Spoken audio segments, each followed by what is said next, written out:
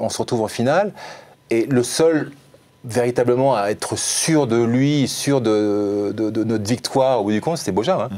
On y vient. Boja qui nous a dit les gars, Real Madrid, je vois pas comment vous pouvez battre contre le Real Madrid. Après, il y avait peut-être beaucoup d'intox.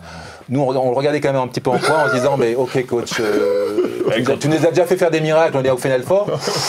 Quand tu arrives là-bas, il te file une petite revue en expliquant le programme et tout, et tu regardes au milieu, et tu vois 4 équipes. Tu vois le PAOK qui joue à Athènes, enfin voilà, chez eux pratiquement. Tu vois Trévise, tu vois le Real, et puis tu cherches l'intrus. Et dans Trévise, tu as Rusconi qui part à Phoenix, et tu as Kukoc qui part au Chicago Bulls. Ouais. Déjà, et là, tu te dis, mais attends, c'est pas possible, il y a eu un problème de... Et tu partais où, toi, Franck? Hein? Non, c'est pour rien. Il est arrivé en cours de saison. Ouais, hein, en décembre. Et puis, du coup, donc, il y avait déjà une équipe, donc il a pris ce qu'il y avait. C'était une belle équipe. Puis, à un moment donné, il y avait Bruno, entre autres, Bruno Lejeune, parce qu'il était avec moi dans le truc. Et il y avait Stéphane Ostrowski, Et on fait un repas, on a un match amical, on fait un repas avant d'aller se reposer l'après-midi. Et puis la femme arrive, elle dit est-ce que vous voulez des desserts? Bon, non. Bon, moi à l'époque, il fallait que je m'engraisse un peu parce que c'était pas trop costaud. Donc je dis oui, je veux bien. Elle dit avec des crêpes au chocolat.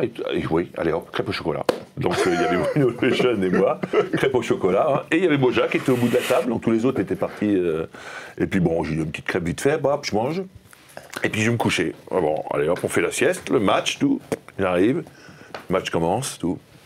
Ok, super, but toujours sur le banc, avec Bruno Lejeune, bon, ok. Je me demandais si on allait jouer aux dames ou quoi.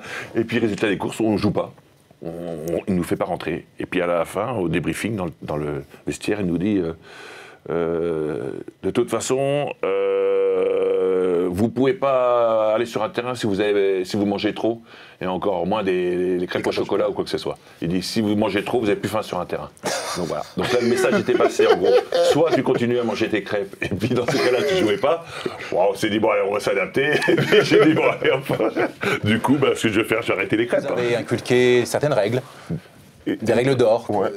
Et de manière plus ou moins violente. Enfin, violente. Une réglementation régulière. Voilà. Donc c'était au début, c'est un peu la triche. Rigoureuse.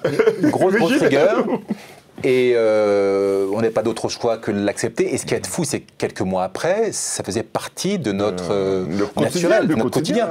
Et quand on dérogeait à cette règle-là, c'est carrément, il n'y avait plus besoin de lever le doigt ou n'importe quoi. C'était soit moi, soit d'autres joueurs qui ramenaient l'individu ou le joueur qui faisait une connerie. On faisait presque notre propre police, quoi, tu vois, entre guillemets. Il y avait eu, tu sais, Richard, il y avait eu l'entraîtement facultatif où il avait dit entraînement facultatif demain. Donc c'est arrivé une fois dans l'année. Très obligatoire. Le mot facultatif était un piège.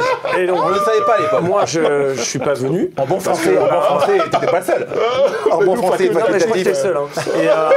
Et donc, il a réuni tout le monde encore une fois. Et là, il a dit Michael, tu es venu? Oui. Richard, tu es venu? Oui.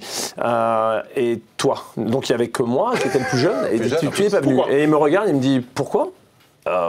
Toujours sans expérience, je ne savais pas quoi dire. Et là, il me dit tu es peut-être trop fort.